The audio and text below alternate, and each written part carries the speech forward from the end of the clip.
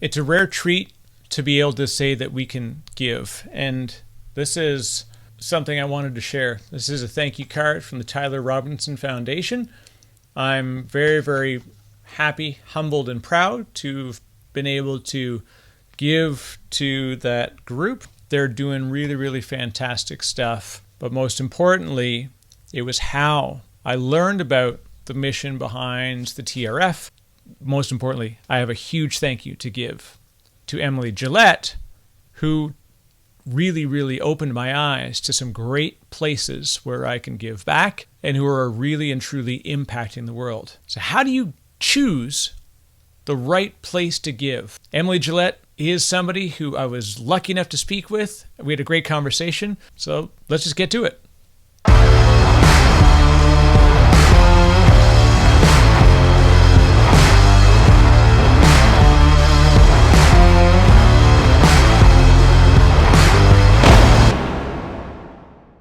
Oh, hey, all right, you're back. I was worried that I lost you there. You're really going to enjoy this show because it is the most incredible combination of emotions that you get to explore with somebody. First of all, that I'm lucky enough to be able to have spent time with Emily Jillette. She's a mom of two. She's a wife, and she's a philanthropist. She's a producer. She's got incredible credits to her name, including some fantastic movies that I've been lucky enough to enjoy. And really this idea that we can take through what we do and be able to give, whether it's local or global or national, whatever it's going to be. But how can we be impactful with what we give and how we give? This is the conversation that we get to explore. And Emily is just such an incredible human in what she's doing, and she's just so much fun to chat with that I'm still like glowing from the conversation we had. And you'll hear about very important charities that I please do what you can, give back if you can. I hope that you enjoy this as much as I did. If you want to see and hear more of these great stories, of course, you can hit that subscribe button, hit the like button, or smash it, whatever it is. You don't have to smash it. No, it's okay. No buttons will be hurt if you smash or don't smash them. No further ado, this is Emily Jillette on the DiscoPosse podcast. Hey everybody, this is Emily Jillette. I am coming to you live from Vegas, where I am currently a 7 handicap, but I dress like I'm Scratch. And you're listening to, I forgot the name. Shit, we'll do it again. What is it? That's going to be the actual intro now, just because that's so perfect. No. Listening to the what? Say it again. Hey everybody, this is Emily Jillette. I am coming to you from Las Vegas, where I am a philanthropist, a mom, and a 7 handicap, but I dress like a Scratch player. And you're listening to the DiscoPosse podcast. All right. That's what I love professional broadcasters and creators, is that you know how to do this stuff on a dime. And producer and mom and golfer and everything and philanthropist. Emily Jillette, thank you very much for joining today. This is going to be one of the most fun ones I've had in a while, because number one, I'm super interested in the stuff you're doing, and I've got as the young folks would say, mad respect for what you do in the world, and also it's just going to be fun because you're such a fantastic conversationalist. So we're in for a good time. So thank you for joining. If anybody, for whatever reason, is new to you, if you want to do a quick intro and tell us about yourself, and then we'll get into what I describe as interestingly quiet philanthropy. And I know we've talked about the fact that quiet maybe doesn't belong in the way you do it, but I'll explain a little context when we get to that. Okay. I did mention my passion for golf, which comes up very early in most conversations, only outshining the fact that I ran the New York City Marathon twice. But other than that, I am a mom and a wife, and I'll just say it right out. My husband's name is Penn Jillette, and he is the louder, taller half of Penn and Teller, the longstanding magic duo, longest running show in Vegas. So I have 2 kids, teenagers, who have survived the pandemic and born and raised in Las Vegas, where I moved 18 years ago. I met my husband. I met my husband on a job. I used to produce golf commercials. And Vegas is the greatest place to shoot golf commercials because clients love to come here, and we never have rain days, which are so expensive in production. It like never rains here. And so, yeah, I met him here. I can tell you later or now if you care how. And we got married and had kids within like 2 or 3 years. And I've been here for 18 years and I love Vegas. I think I would love Vegas even if I weren't married and had kids here, but because I love shows and community and restaurants and golf. But add to it my incredible husband and family and friends, and I'm where I'm supposed to be. It's a perfect place. When it's funny because you also spend a lot of time in another place well known for food and theater. Of course, you do spend time in New York as well, but attitudinally different than Las Vegas as far as, you know, just the way that people walk on the sidewalk.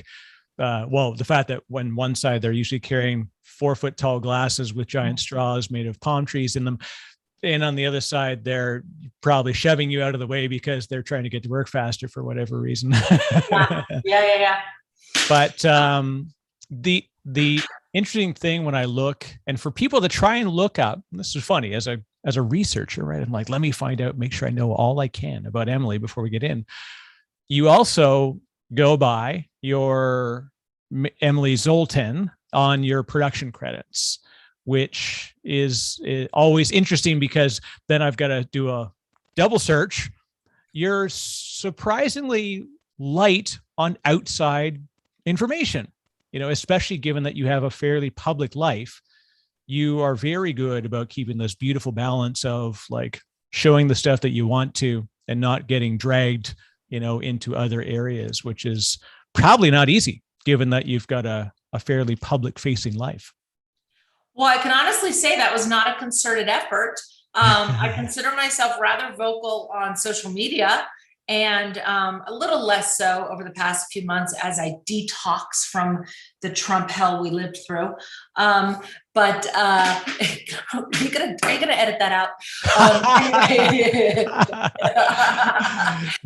So I don't normally, but for you, I can if we really want to. No, I'm loud and proud on that. But I didn't know if you didn't want to alienate your viewers. I don't mind. I mean, I could say like 3 good things about Trump if you want me to balance it.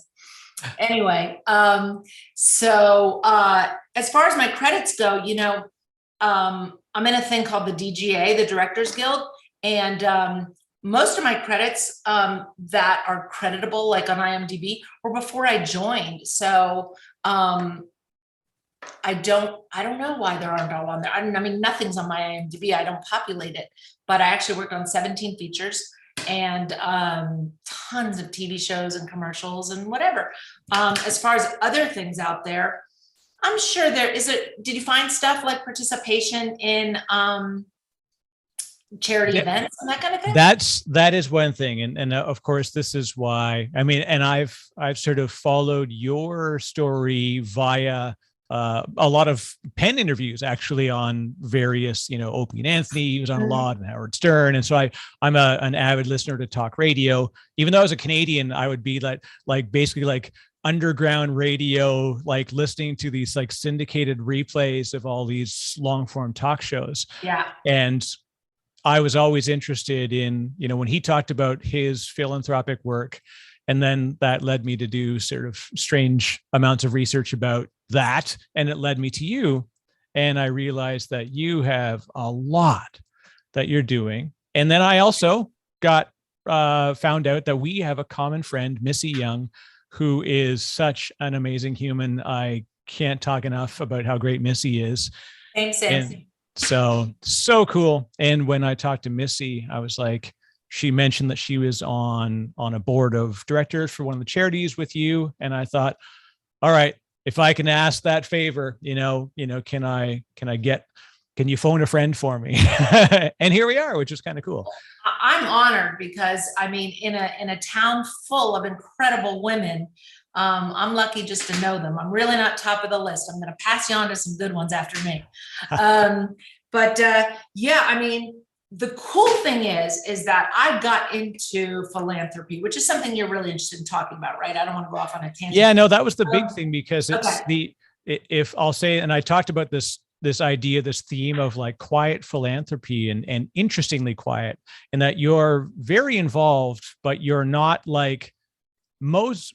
I'll say this. I want to be careful how I say this. I'm not saying most people, but a lot of people who have public faces tend to have way more selfies about their charities than the people that the charities are giving to. And I don't want to detract from people that are doing work, and maybe that's just the way that they know how to bring attention to it. Yeah. But when I look at what you do, all I see is the people you affect, not you doing it. You immediately pass through all the cheers to the people that are doing it. Like when it comes to Opportunity Village and all these things, it's always like, these are the amazing people. I'm just here beside them. It's such a rarity in people that are like, have an opportunity to really bring themselves as the center. And the first thing you do is you slide out of the camera and say, no, they're the cool people. Well, I really appreciate that. I assure you, it hasn't been a concerted effort. And I actually don't mind being on camera and talking. I'm thrilled to be here. I mean, like, you might be pretending my jokes are funny, and my family doesn't do that. So that'll be great. But thank you. That's really nice. I hope it stays that way. So I originally got into philanthropy more than just the casual donation along my lifeline because of Penn. And that's because twofold. When I moved here and became his wife, it took a couple years I'm a very confident, strong-minded person, but it took a couple years to adjust to being Mrs. Jillette, because very much figuratively and literally in the shadows of such a large personality. And after a couple years of that and a little bit of a princess life, I sort of stopped working for a minute and just enjoyed our newfound love and marriage. I was like, all right, I got to get back to something, but I'm probably not going back to full on 6-day-a-week production. So Barbara Molaski and Robin Greenspun, who are the most incredible women of Las Vegas. I mean, there's a list of them, but those two almost make me tear up. They're so amazing. They invited me to an event at Robin's house for Opportunity Village, where I was blown away. I think I wasn't even aware that there were these underground communities that just powerhouse. Which one is it? Powerhouse, and help all these charities, that it can't be done without it. And it's kind of odd that I didn't know about it, because I've been a libertarian for long before that actual meeting, and espoused this idea that private citizens would replace things and help those who are now being helped so much by government programs. And I just didn't realize it, but it might have been an indication of where I was living, which was Central Florida. And right. I was a civilian, for lack of a better word. I'm a civilian now, but you know what I mean for yeah. And so I was enthralled, and I just went at it full speed. And then Penn, who is in his heart the most generous person on the planet, isn't actually very social. And that's because he gets a lot of attention. And if he opens his heart and his energy all day to everybody, there'll be nothing left for him or his family or even his work. So he's a little guarded with all that. So I was able to work so well with him, for lack of a better term, capitalize on his presence and sort of be the tap dancer next to him, So we'll go to something and somebody could talk to us for like 15 minutes, and they'll walk away and go, oh my God, I just talked to Penn for 15 minutes. He's so amazing. But if you TiVo'd the scene, you would see that I talked for 14 of them. Do you know what I mean? Like, Yeah. so it was a really, really good teamwork. And then once I got into it, it just, charity begets charity, and people start calling you and say, hey, do you want to do this? Do you want to do this? And I used to say yes to everything, almost everything that aligned with my objectives and morals. But now I limit it to about 4 main charities a year, with the occasional donation or appearance at something else. But because each of the charities has an event, the events take up a lot of time and preparation. And so I just stick to 4, which I can name or not name at any point that you like. Well, tell you what, I'd love to air any advertisement I can, and bring attention to what you're working on. So definitely I'd love to hear, who are your 4 that you're really active with right now. Well, let's sprinkle it throughout our time so it doesn't All look right. like a commercial right now. So the first and foremost is Tyler Robinson Foundation, and hashtag Slay Cancer with Dragons. I happen to have this love shirt that this shirt. morning. That is the best. So for people that it's funny because this goes out in 2 formats. We've got the audio that goes out first, and people will get the video. So I'm going to definitely snapshot that because that is a fantastic shirt. And I say this as a guy who's wearing a fantastic shirt because I got my own shirt joint. Good. But, you got it. I love it. Slay Cancer with Dragons. That's perfect. And that there's a reason for that. And this is the Imagine Dragons charity. And they are a Vegas-based band, but famous worldwide now. If you don't know the Imagine Dragons, where you've been. And so briefly, they were doing a concert as the Imagine Dragons, and they got a Facebook message back early when people used to read their messages. And it was from a brother who was like, my brother's dying of cancer. All he does is listen to your music. He's going to be at your concert tonight, which was like 200 people in a dive bar. I just want to let you know. And Dan Reynolds, the lead singer, he read the message, and during the show, he called him out, and they sang a song together, and it became very emotional. Like, you should look for the video. And it inspired them to start the Tyler Robinson Foundation. That was his name, Tyler Robinson. And he went into remission, and then he actually eventually passed. And so they started it in his name, and it has become an incredible organization which helps families with the out-of-pocket expenses that none of us even realize exist. If I have 2 children and one of them has cancer, and I'm so glad that they don't, but I would rather use myself as an example, the amount of money it takes to go to the appointments, go to the specialist, get childcare for the other kid, customize the room if they need disability help, all these things that pop up, those aren't covered by insurance, and they will deplete a family's bank account, morale, and energy. And Tyler Robinson Foundation raises money to offset those costs. Wow. That's really, that's the incredible thing. It's like, it's not even the first order effect of what's happening. Yeah. That's the stuff that's just a family fighting together, right? Like, especially, you've got multiple kids, goodness gracious, especially for the last 18 months where the world is vastly different than we'd ever imagined it could be. And people can barely keep their day jobs up because they have kids at home and all this stuff. So it's, I got 4 kids, so I know the deal on what it takes to do that. And if anything is thrown off for a day, most people are like, I'm out. I can't do this. It's really, really hard to shift the schedule. And if you suddenly have to put attention that's much needed to a child or an elderly relative, your wife, your husband, partner, anybody, and you'd do it, right? And that we would throw ourselves at it if we could, but then we're stuck making this choice of, do I pay the mortgage or the rent, or do I spend time with my loved one? Yep. It's a choice we shouldn't have to make.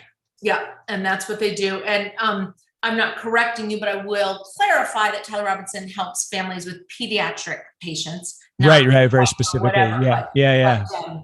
And they really help. We have an annual event, and we have some of the families come and talk about their experiences. And I mean, everybody says this, but literally not a dry eye in the house. You're so grateful that you can help them, and grateful that you are not experiencing it personally. I don't know how to say that poetically. Yeah, that's it. It's that's, I mean, even when I do like nerd tech presentations, the first thing I do is like infuse a real story. And it's like the best thing in the world when someone, like, you see them, they're like, there's a lot of air coming in here, it's like, this is stuff that actually matters, by the way, we do this other thing and it's neat and whatever, but like, why the hell are we doing all this stuff we do? Because humans matter, and let's do some amazing stuff together, right? So and I will add, because this is like, I don't know, I always feel this and people don't talk about it that much, but I think they talk about it. I'm not trying to be special. I try to help as much as I can. I'll just cry talking about it. It'll make me cry. Just because I hope someday someone helps me that way, if I need it. Yeah.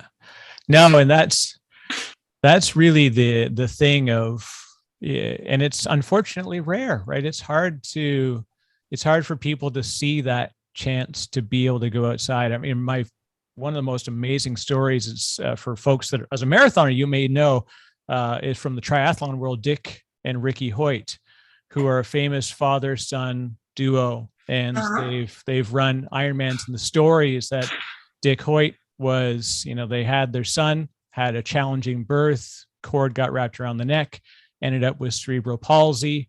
Yeah.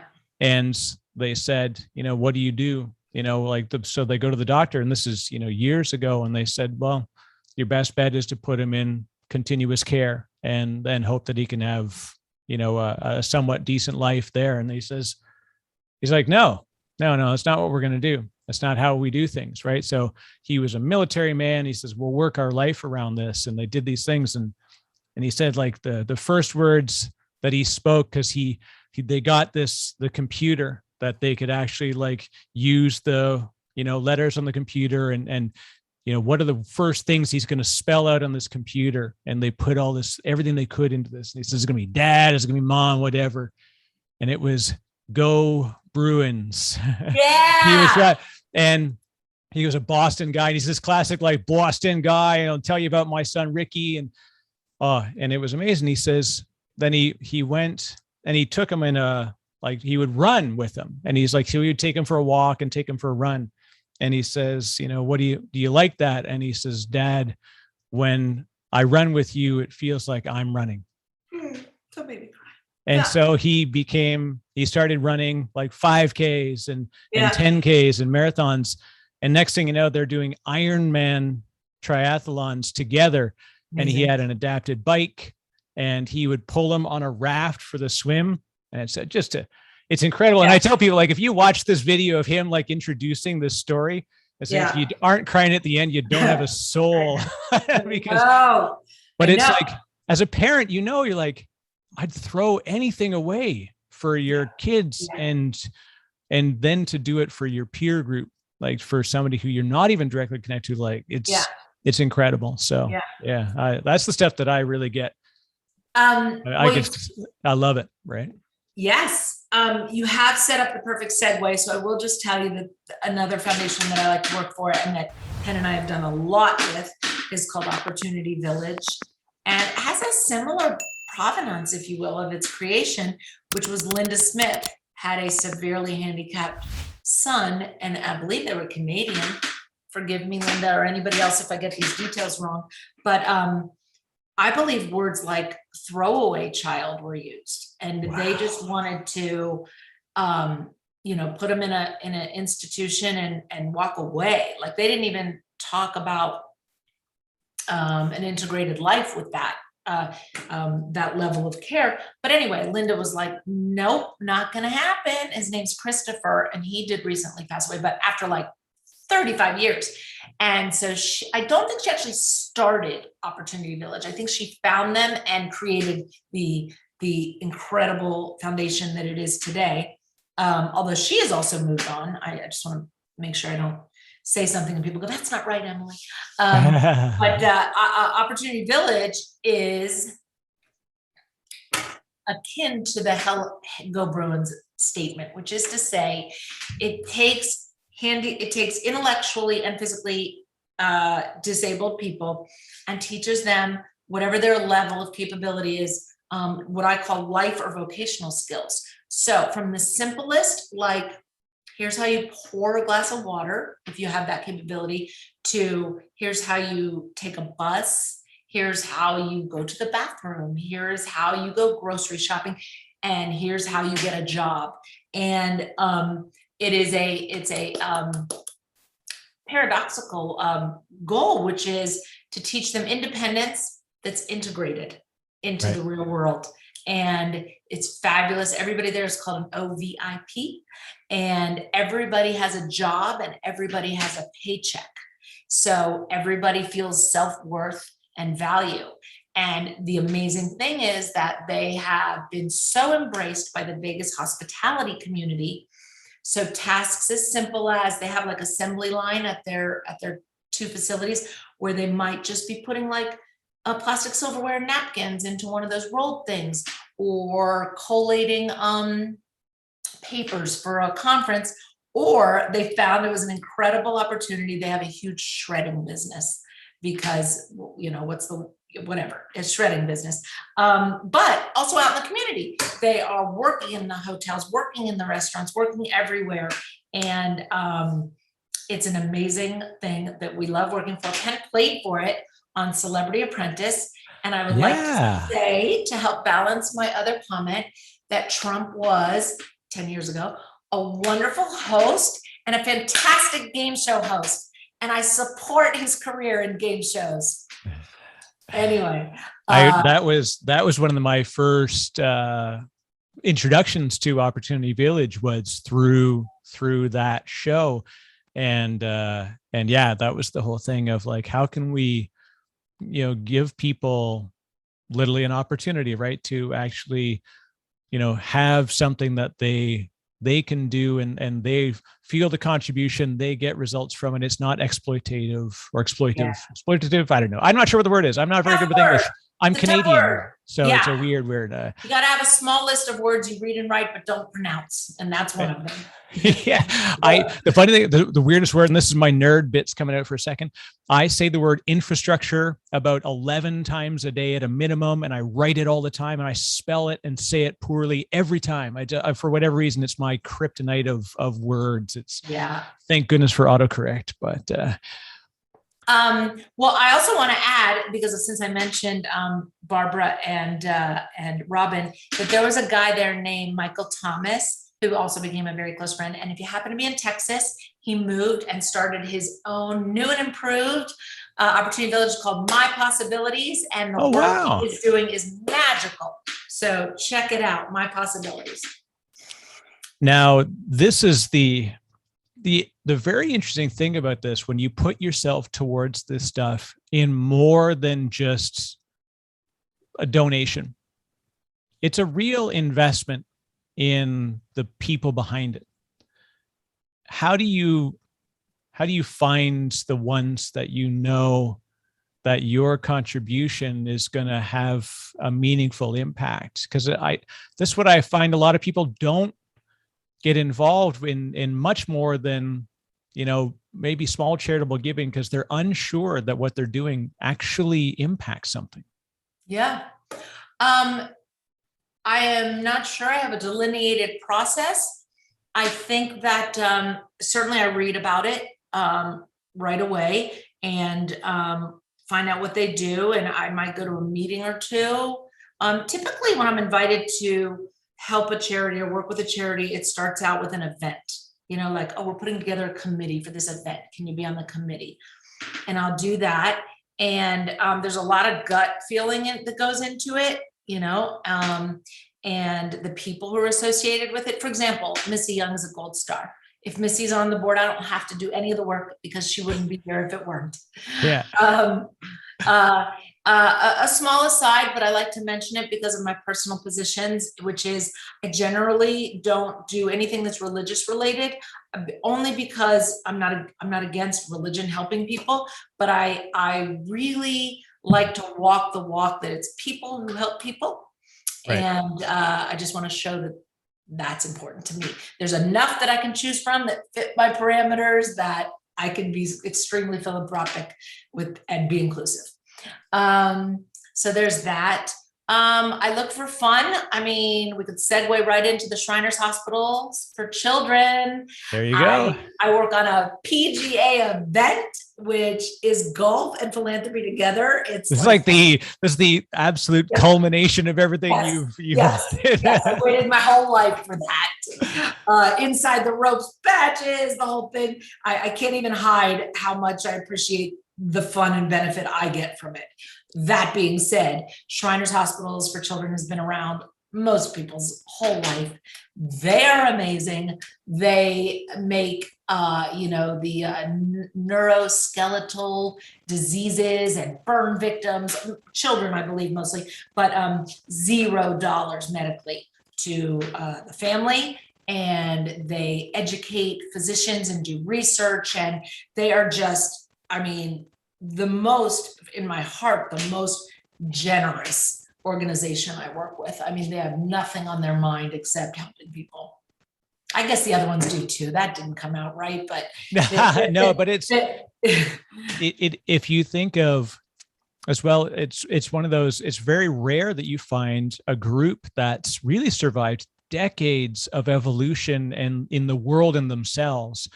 Like when you drive into towns, at least I know, I'm fairly sure US towns are the same way. I'm a fresh new resident to the United States. But driving around little Canadian towns, you'd come in and there'd be the welcome to, Bradford. And it would have the Lions Club and all these different things. And I was like, what the heck do those people do? Like the Optimist Club. Oh, that sounds like a happy bunch. I don't know what they actually did. They were, in effect, a lot of these things. And then the Shriners, we knew them from the little goofy in-town parades. And they were the big guys driving little tiny cars with a fez hat on, which I didn't know. They're the only place I've ever understood what a fez hat is. I don't even know why it's called a fez hat, but hey, that was my Shriner experience. Yeah. And then I find out that they're doing this incredible stuff behind the scenes. And now ultimately has given an incredible amount to so many families across North America. It's amazing. It truly is. And then, they have golfers come out at the tournament who are handicapped, but handy capable.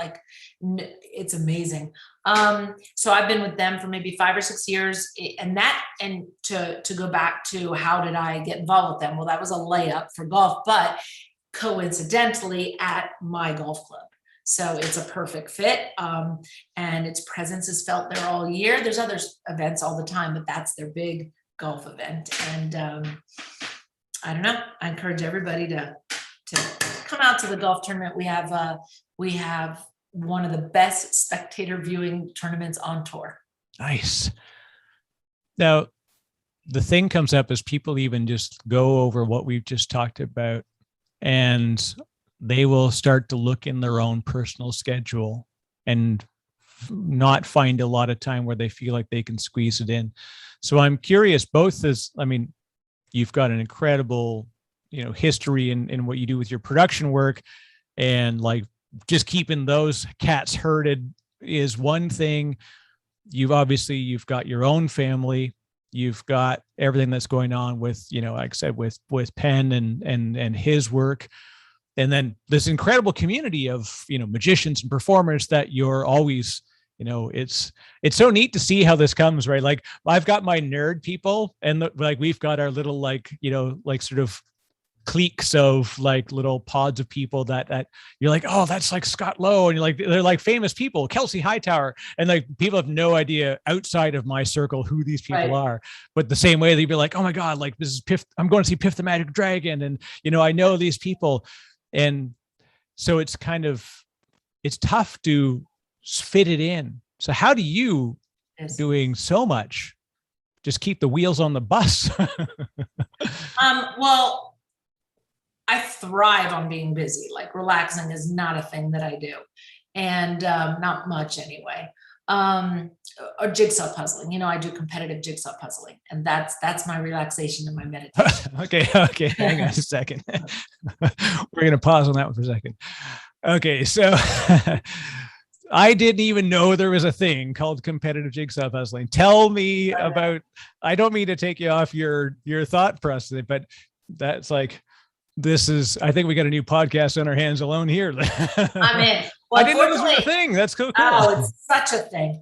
I just dropped out actually the World Championships because they're in Spain in September, and I'm just not ready to do all that right now. Travel, But and I've never been to the World Championships. This is only the second one.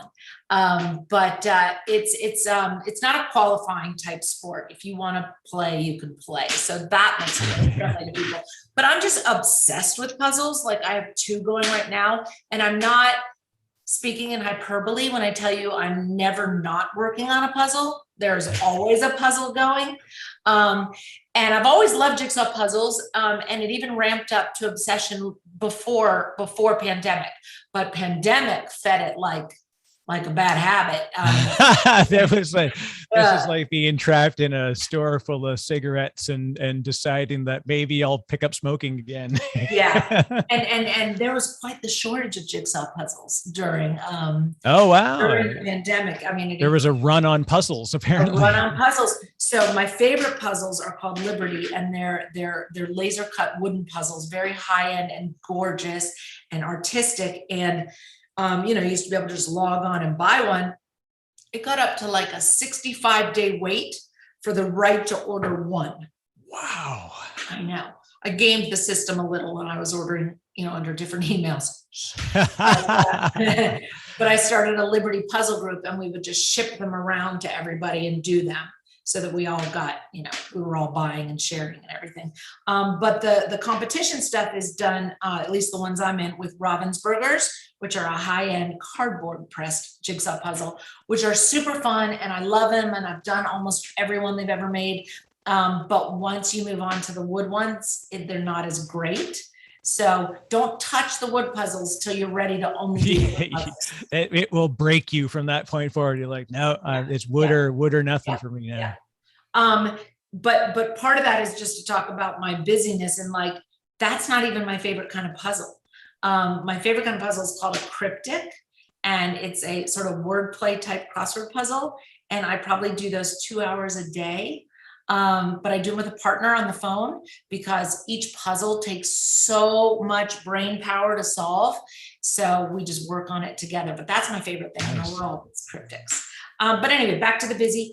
As a former producer, and so everything I do is very scheduled and thought out ahead, because I used to say that if I'm a good producer, I'll do nothing the day of the shoot. That means I've foreseen every problem and pre-solved it. That's never happened. It's a pipe dream, but but that's the goal. So like when I'm thinking about how things are going, I'm planning it out and I'm solving the problem. And I'm setting up alternatives and backups and everything. And that keeps you busy. And then whenever there is a problem, I love it. It's a challenge for me to solve. So I guess that's part of how I keep busy. I'm like, I've got a similar mental style where like every time that I feel I'm constantly overwhelmed with things to do and a backlog of stuff. And then the moment all of a sudden, like 3 meetings cancel and you're like, I have this whole afternoon with nothing scheduled. The first thing I find is 9 hours of work to cram into the 3-hour block that I had. Like the moment that I stop, I become free to explore my own thought. And like, so when I cycle, I would do, moderate distance cycling and I run because I traveled a lot. So it's hard to carry a bike everywhere you go. So I started running all over the place. Every time I go to a show, I do morning run groups every morning, so that it also keeps people from going out and drinking until 4 a.m. because they know they got to get their ass up and go for a run with me in the morning in the Vegas heat, which is super fun. Right. So I'd be, camped out at the Bellagio fountain every morning at 6:30, waiting. And next thing you know, there's like 30, 40 people that are coming up, and we would go up the strip, go to the sign, come back, like just make it a big thing. And it was fun. But the moment that I'm disconnected, forcibly disconnected, it's the most creative time. And then I get back and I'm like, gotta write this stuff down. I gotta capture this. Yeah. But it's hard when you're doing these continuous sort of frenetic, always fitting other things in to get that freedom of thought time. How do you? That's my puzzle time. That in, right? Yeah. That's my puzzle time. Yeah. The puzzle time it's meditative. I am paying attention. You have to pay attention to the puzzle, but there is some autopilot to it. Particularly, everybody hates turning over and sorting, and that's my jam. I just turn over. That's the best part. Yeah. I used to be the guy that would always count the cash every time when I worked at a retail store. I'm like, I got this. It's like sorting coins, hold my beer. Exactly. No, I know. My mom said that I joined production because I like spreadsheets, lists, Sharpies, and highlighters. And so I can just make plans and lists and organize.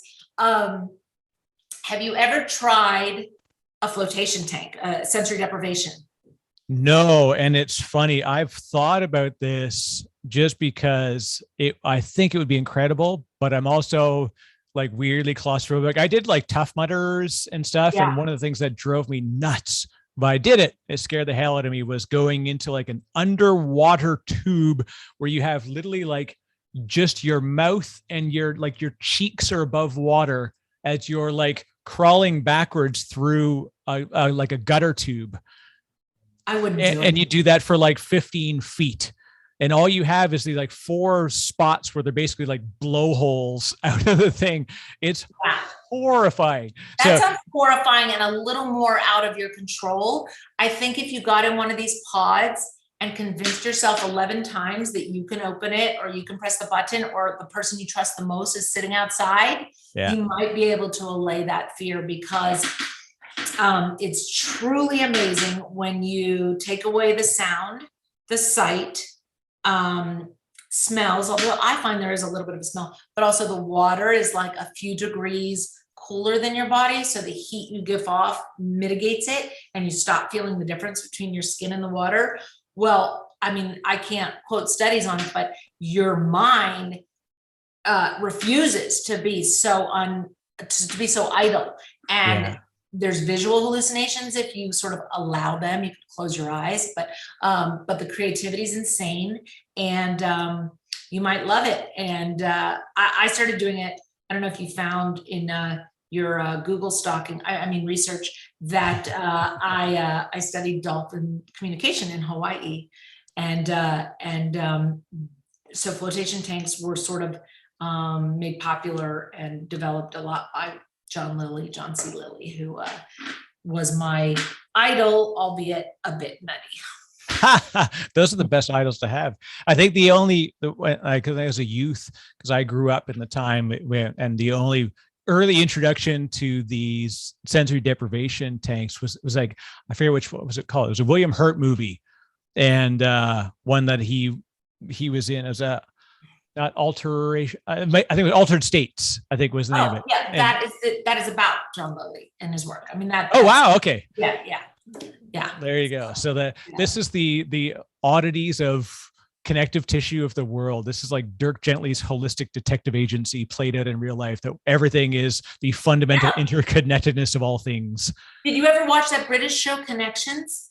No. Oh, now I got stuff to watch. So write this one down, because this show is like 30 years old and I still watch it on YouTube sometimes. And it's like this British guy, and he'll take a Sharpie and then he'll take a steam engine and he'll show not only are they connected, but one wouldn't exist without the other. Like they will show an integral connection between their development, and your mind is blown because it's justified. Like you're not just taking his word for it. Fascinating show. Fascinating. So that's the stuff that I dig into. My biggest thing lately is I really struggle with finding like nutritional content to take in. It's so easy to get like pulled into the infinite scroll of things, and I just feel my brain just going in bad directions, because I every once in a while I just say like, that's it.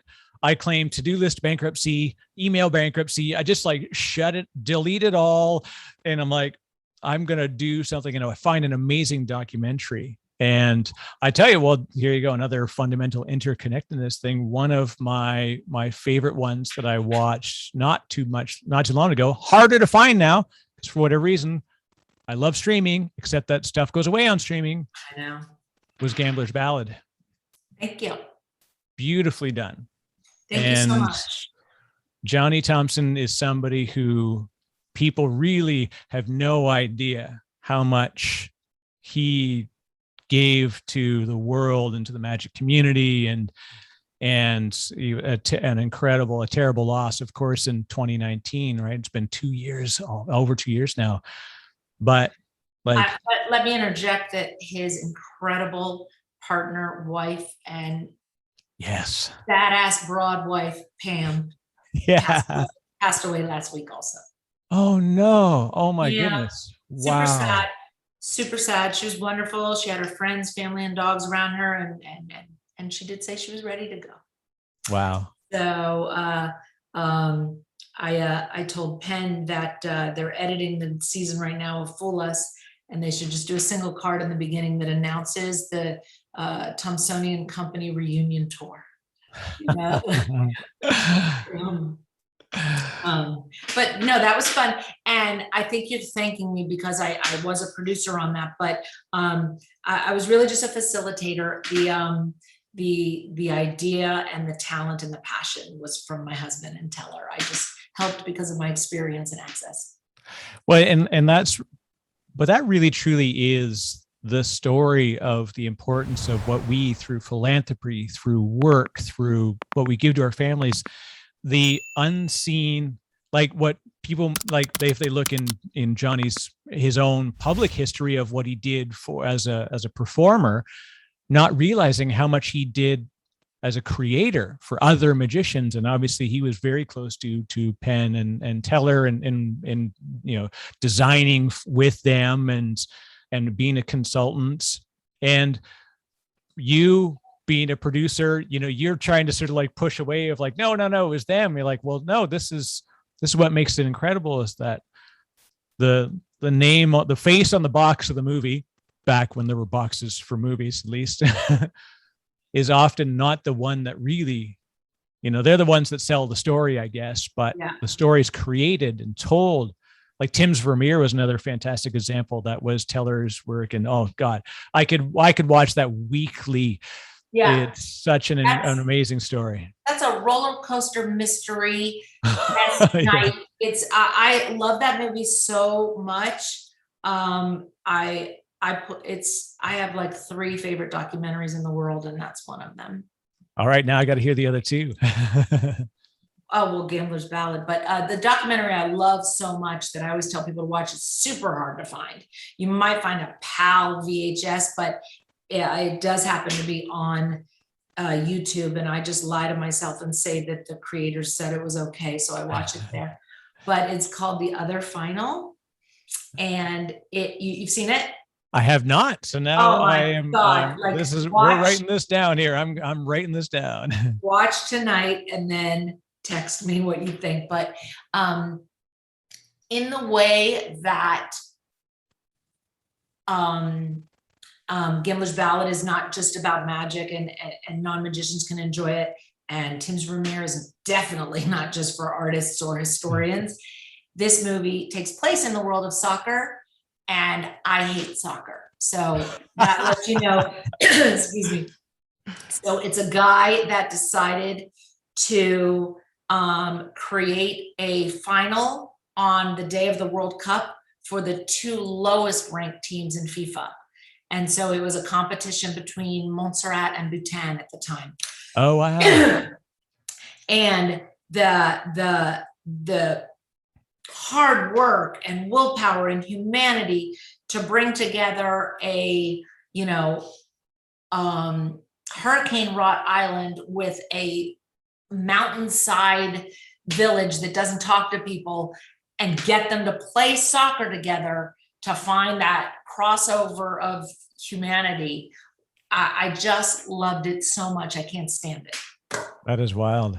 Yeah, that's what I enjoy about these, and even like the stories we've talked about, like when you unlock the real, like what's behind all that stuff, like it's what pulls you in. That's why these things are fantastic to watch and share, and in even what we do in business. I always say to people that, like, they're like, I'm not in sales. I'm like, well, everybody's in sales. Like we're ultimately all responsible for some kind of impact on what we do. And while I may not be the guy that's going to Tao and footing the bill and telling the story and chasing down the CIOs and doing whatever, the fact that you can be a part of it and help people throughout this whole group, that's what I love, is the impact of it. And then when you see somebody else tell these stories in beautiful ways, it's such a magical feeling when, through storytelling, watching somebody else's storytelling.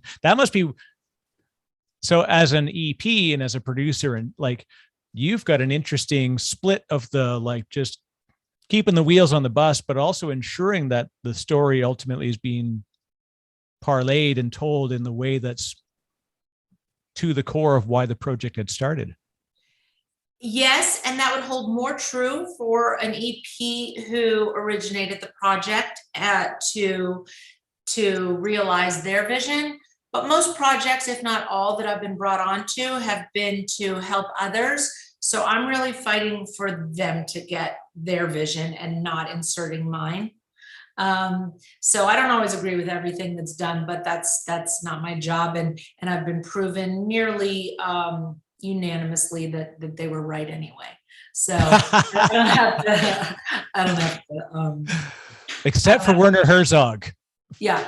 I just don't get it. I love incredible filmmakers, and like he is amazing in his ability to do his thing. Yeah. Every time I'm halfway through one of them, I'm just like, I'm not quite sure what I'm enjoying here. It's an interesting character. But can I return to 2 points, because I wrote them down so that I wouldn't forget to follow up on them, which is early on in our discussion, you talked about like people who take selfies and maybe are have other reasons, additional reasons for why they do work. I have absolutely no problem with that, and I encourage everyone to do it. If we all did things the same way, we wouldn't get it all done. I am so fine with people who they want to add a gold star to their Facebook page, or they want to be seen with a celebrity, or they want a tax deduction. If you are, what was his name? Sheldon Adelson. I'm not a huge fan, but you give so much money because you want that kind of accolade. Bravo. I'll take your money. I'll take your time. I'll take your notoriety. And I think that if you're going to shame that spectrum, or let's not say shame, but minimize it, or rewrite the narrative, then you could do it to the guy who just, gives $5 a month out of his paycheck and say you're not doing enough or whatever. We have to accept all charity for what somebody has to give, because it's not mandatory. It's what we do because we want to. So I applaud anybody in any way who gives to any charity. It is an interesting conundrum right now, especially we get so obviously Sheldon Adelson is a polarizing figure as far as, some of the history and what he's done in business. But like you said, then he had this sort of philanthropic side of himself. We talked obviously about, 45, and pre and post, right? Where people fit in. And this is what really I struggle with we have to look for, we can't let the one portion of somebody's existence define the rest of their existence, because we have to be able to either surpass or forgive, or, and maybe not, maybe just say like, okay, but, or compartmentalize, right? Or just, of course there's exceptions. We're not interested in like supporting murderers, doing charity, whatever. Right, yeah. But everybody's got things that do not appeal to everybody else. And, I am very vocal about this cancel culture stuff lately. I'm sensitive. I try to be politically correct, but it's to me, we're in this like overreaction period where you can say or do one thing 17 years ago, and all of a sudden, all the work you're doing now means nothing. It's Right. insane to me, and I'm hoping that that rubber bands back and leaves a legacy of sensitivity and a calmer place for us to all treat each other. But we have to stop canceling people for mistakes that are mistakes. I'm not talking about egregious crimes. I'm not Right. saying let's let Harvey back in. I'm talking about mistakes. It is tough then. And Um, you even like the first thing before you even begin the statement is like, you got to make sure you're getting the right guardrails on how yeah, we say it, because they're tough subjects to talk about. But it's like, I mean, I tell people, like, I know it's a bit of a deep topic, but like read Alexander Solzhenitsyn's Gulag Archipelago, and you'll learn about when good wasn't good enough. And, yeah, they just kept taking away the edges. And by taking away the edges, meaning effectively causing genocide. Like they said, yeah, you're rich, so we can't let that happen. yeah, Liked your principles. Cool. Okay. But then once they're gone, now the top earners are now rich. And those are the farmers. And okay, let's stop doing that then. And then suddenly millions die in the Ukraine because there's no food for a decade. Right. I mean, look, obviously that's an extreme case, but it played out. And that's why I always, like you said, let's not let the egregious stuff, be accepted. But yeah, there's people that, make mistakes, and let's try and put the right context. And context can be timing. It can be especially just what's wrapped around it. Like if you take yeah. one single sentence out of this podcast, I'm going down. I'm sure for some reason, something I said somewhere, it's troublesome. The fact that I mentioned Gulag's Archipelago is probably going to be the one that takes me out. But hey, I say this is like, it's a historical thing that, I often look at, like, we have to look at history so that we don't make the mistakes of it again by suddenly taking an Etch-a-Sketch and shaking off everything that's 22 years and older. I mean, I could get around maybe getting some of the 80s music off my memory list. It's all good, but hey, that's just me. I get it. Agreed, of course, on all of that. And then the other point I want to hit, because I don't know when you're going to cut me off, is when you talk about, getting started, how do you find what works for you and everything? Right. And then I sort of got off on a tangent that people have approached me, so I'm not out actively seeking. So I've been like letting it, marinate in my mind when I think about it.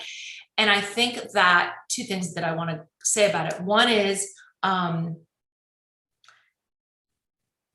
unless you are the only person in this world, somebody who has a disease or has been homeless or has an alcohol problem or something that is connected with a charity. And if you can tap into your compassion and love for that person, you might want to work with something in that area, because that way it'll feel more personal to you. It'll feel connected. So it's just a suggestion. That isn't something I've actually done, except one would argue the golf thing. But I would look for something that hits closer to home, so that you can, feel like you're making a difference in the world and maybe your own life also. But what I also want to say is that, how like if you're having a shitty day and you go for a run that you do not want to go on, you just feel better after. Nobody ever regretted exercising or running. We're all coming out of this like incredible time of solitude. And I just think that helping others is going to help the giver more than it ever has before. And if you're coming back to the world and life is hard for you, and you're like, I have less time than ever, I have to work 2 jobs now just to make, you need the feel good of giving more than anybody. And you've got to, if you find that time, we all know how to make time for the things that are most important to us. You'll find the time, because it's so rewarding. It's beautiful. It's something that I hope that we take what we just experience and find lessons in it. Yeah. Nobody would like to experience what we've gone through and continue to go through, nor would we want to go through what we talked about with, families who have children who you face medical challenges that you'd never imagine until you experience it. And like, if you can do something as we go back to the world where we open up and we get to hug again and we get to do these things, it's going to feel special. And I want people to like, don't forget that, like just grab that moment. Yeah. And I think about Barbara and Robin, who took me by the hand and let me in. You can give out my email. If somebody's in Vegas and they want to do charity work of any level, a week, an hour a year, or full time, or whatever, you give them my email, I will help them. That's amazing. Now, the interesting thing, of course, is when we look at, like, you touched on it before, this sensation that you're not giving enough. And like, how do you coach people through, like you said, just the small things? I often tell people, even if they're not directly doing it, find somebody else who's doing it and give them the day off. Like, give your workers an opportunity to spend time. It doesn't even need to be like a company giving money. It can be like, empower your community to say, like, who wants to do something? Let's all pool together and make sure that can happen. Right. Yeah. Yeah. I mean, examples, you could come be a be quiet person at the golf tournament for a day, and you'll just stand there, and the learning curve is 3 minutes to what when the golf, you hold it up and everybody's quiet, and then you're absolutely helping. I mean, more than helping, I can't even overstate how volunteer, like, physical work and manning all these events is everything. They don't happen without it. Yeah, the big checks come, but there's no checks to give to if there's no event, or all those things in another order. So you could do that, or you could find out which homeless shelters accept food and bake some cakes. You can do the layup, which is helping on Thanksgiving or Christmas. And I don't roll my eyes at that. That's a good starting point, but there tends to be more than enough people on those days. So do it on a different day. I don't know what else, probably manning the phones is something you can do. That was back. Remember, that was like the whole thing was like the telephone banks would be lit up, and you'd have like these sort of like, I grew up, of course, through the 70s and 80s, and it was like watching, like, there's Burt Reynolds and and Lonnie Anderson on the phones taking calls, but truthfully they're just holding the phone to their ears, and there's hundreds of people in another room that are actually taking the calls. But so I know another one that's great. It's a smaller organization that I've worked with, but if you can take it on to tutor or mentor underprivileged children, that is something that is almost an exponential seed, because as you create sounds so manhandled, as you help people develop and become educated, then you are really helping them become meaningful members of community, and having children who they teach the importance of education, who become in the workforce, and it's just a cascading benefit. And so if you have a very busy job and you have no time for charity work, maybe you could mentor a child and teach him, how do we develop this product or whatever, and it'll make all the difference in the world.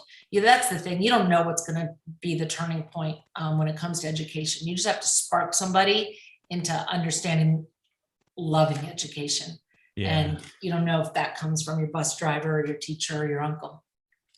No, and that's it, right? And I can say that charity happens in small ways every day, even just by the way that we behave in our community and the way that we embrace people's differences and look for. I remembered I was sitting on a bus on the way to work one day, and there was a guy who was sitting in the bus, and this was like pre-phone days. So you literally like just people were in books and like looking around the room. I've always been a bit of a people watcher, and I saw this guy, and he had a metal arm, like it was a prosthetic arm, and it was like sort of the 3-claw, like basic sort of level prosthetic arm. And I watched the way people reacted to him, and he was just sitting there quietly, book in one hand and wearing an Iron Man jacket, sitting with this metal arm. And everybody on the bus that got on or off, the first thing they stared at was his arm. And it's funny. And I thought, then I saw one guy get on, and he did what I did. And the first thing he did was he stared at his jacket. He didn't think that this guy has a really tough life because he has to get through every day with one arm. He looked at him and he said, "That motherfucker ran an Iron Man." Yeah. What's your excuse? Yeah, exactly. And in small ways, right? So an hour a day in a thing we can give, a small check, just encouraging other people to partake, proselytizing, anything we can do, I think, is a powerful opportunity. You want to hear a simple little charitable thing that I do that has turned out to be so fun, which is you can download an app called Be My Eyes, and you're entered into a pool of people who get random FaceTime calls from blind people. And they're like, I can't see what this says. And they FaceTime and show you, and you read to them. And wow. Like I've done like 2 hours of going through a blind guy's mail with him and figuring out what bills need to be paid. And you inevitably just talk to them and make human connection. And you really feel that you help them. And in the beginning, I have to tell you, I was like, how do I know they're really blind? And I was like, well, why would anybody pretend they're blind just to have a FaceTime call? I don't know why I thought that, but I'm just admitting it here publicly. But they are, because I talk to them forever. And that's charity, that's helping. And it's such a small commitment that you could do, like sitting on your patio, Be My Eyes. And then it's fun. You're meeting people all over the world not all over the world, I think it's all over the country, you would never meet, and doing crazy little tasks for them. I love it. That's incredible. Yeah. And that's what I love, where we can take technology and do stuff with it. Yeah. I mean, I suppose goodness to all the folks that do other things, that, and what's interesting too, like I said, just to go back to, we talked about, obviously Sheldon Adelson was a name we picked, but there are many folks that are, it's a tough world right now. When people make a lot of money, they like the word billionaire gets thrown at them, like as if it's a bad word. I know. Because we may disagree with some of the statements they made. So therefore now it's a pejorative, like, oh, that darn billionaire, but if I do look at the positive of what they do, is they've created opportunity for a lot of folks, wealth, employment, whether they're directly, giving to charity. Yeah. So there are things that people do, and that's it. It's just like, it doesn't always show. It's not something we wear as a badge that says, yep, I gave, X hours a week. It's the quiet stuff that happens behind. And it happens, like you said, pick up your phone and you can be someone's eyes. That's pretty amazing. Yeah, it's really cool. Nice. No, you're right. I know billionaires get a bad rap. You can imagine. I don't have a problem with billionaires. They're, and everybody tries to pay as little taxes as possible. So you might have a problem. You might have a problem with tax laws, but you don't actually have a problem with what they're doing, if you're honest. Yeah. Well, this is the thing that we have now, is that I think people will come out of everything that we got through in the last while. We come together and we'll hopefully be appreciative. I know I'm appreciative that you spent your time with me today. This is really cool. I could do this all day long, but I would steal your very valuable time from somewhere else that very much deserves it, Emily. Oh, you're very kind to me, and I appreciate it so much. I think you've made me out to be a little better than I am, but thank you. And my oldest daughter's name is Emily as well. So that's it was kismet that we pulled this together. So does she have a middle name?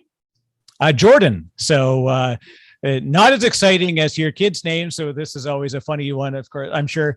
I also wanted to try not to have the same like 9 questions that everybody asks you at the start of everything. So your kids have funny names, right? Like nobody interviews me, Eric. Nobody. Okay. It's okay. But ask your 9 questions. I'll tell you what, here's the one that will test you in the closing. What's the worst thing that's ever happened to you that you're the most thankful for? Wow. I wish you'd given me time to study on that.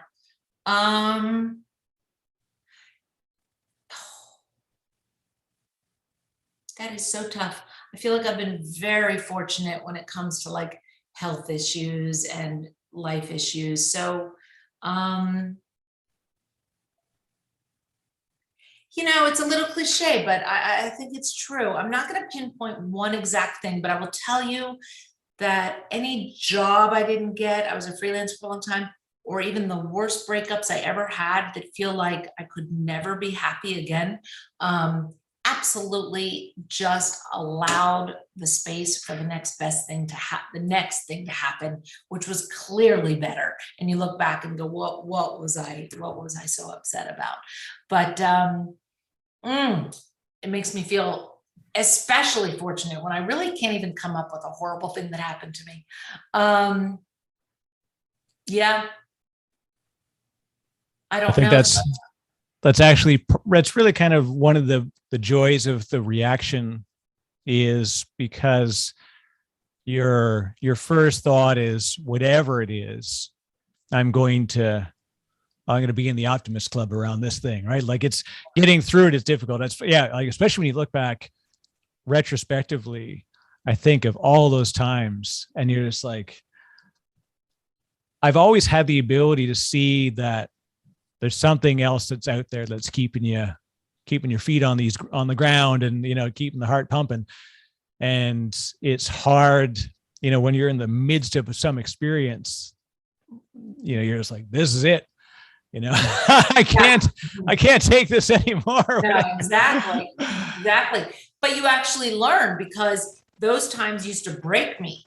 And now, not almost break me. And now if I'm like having the worst time with something, I can just go like, I've felt this bad before, and it passes, just passes. You make it better.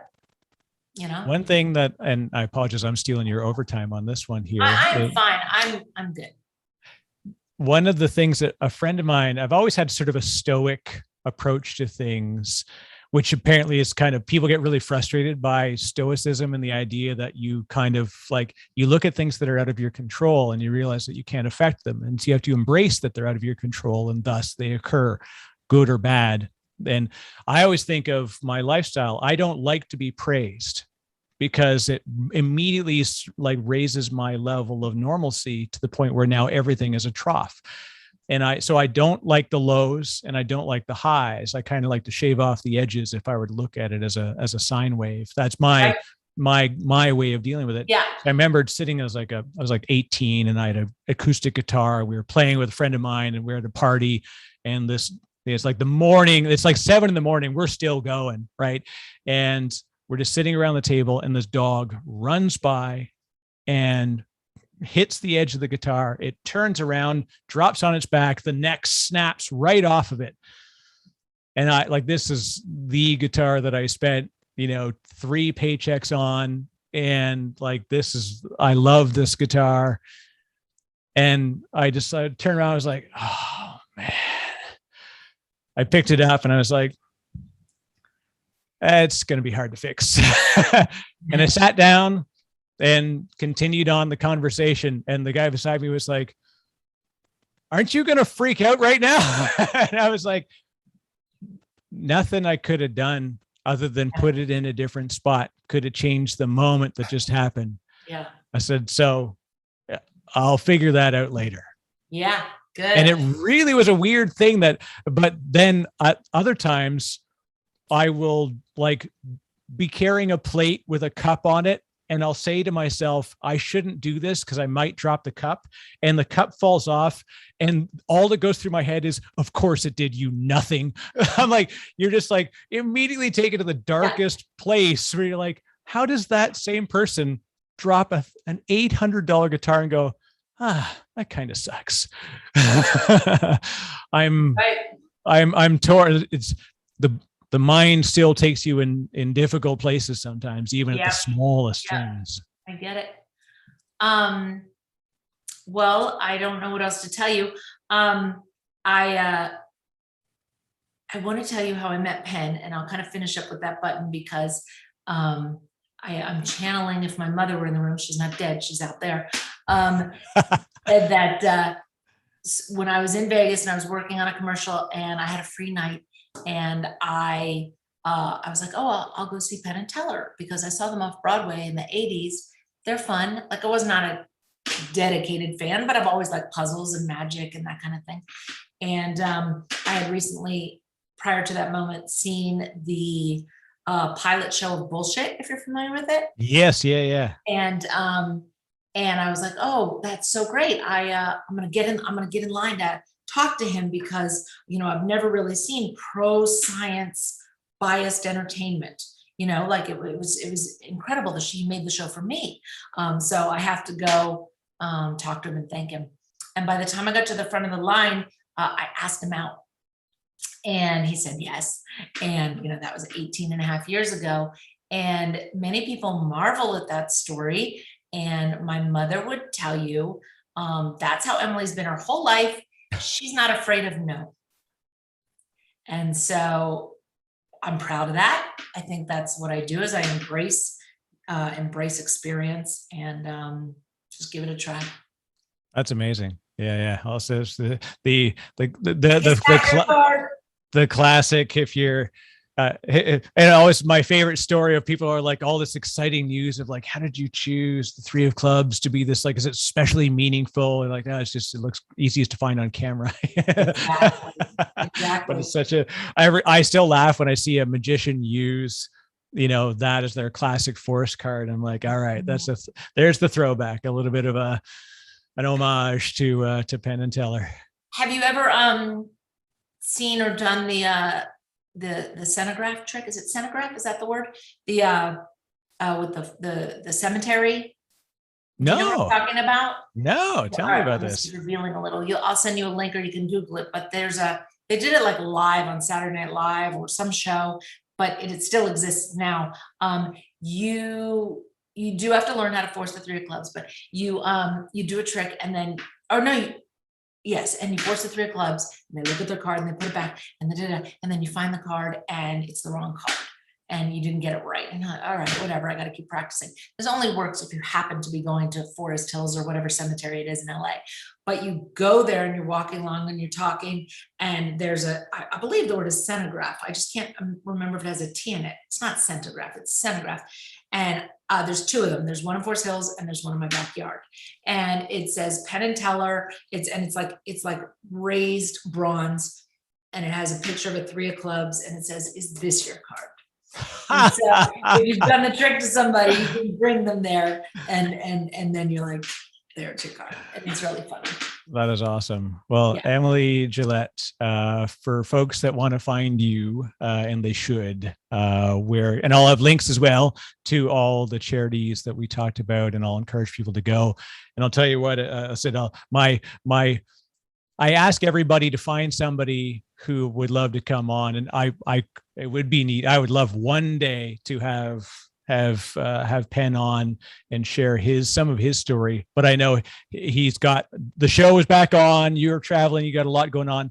But I make sure that I'm going to do it without it. But we'll make sure that money gets to Opportunity Village to support them anyways. And I'm going to make sure that I donate a couple of months of my revenue from here to them, just because they do fantastic stuff, and so if I've got a bounty of luck, I should use that in a way that can help others. Thank you so much. Thank you. But most importantly, how do we find you? Because you're while he may be the louder, taller one, you are an incredible person, and Thank you. You deserve the attention that you maybe don't get enough of. I get so much attention. Thank you. Thank you. I don't know what you want me to give. Like, is it stupid to give people my email or give them an alternate email? I mean, I'm on Facebook, but I don't generally like just random accept. I'm trying to think, why isn't my computer working? I think I'm out of batteries. I can't find my other emails. I mean, do you want me to say an email? I don't know what to do. You can just give it. You will tell you what, we'll put it in the show notes just to make sure for folks that they want to find it. Of course, they can follow you on Twitter as one spot. Twitter, yes.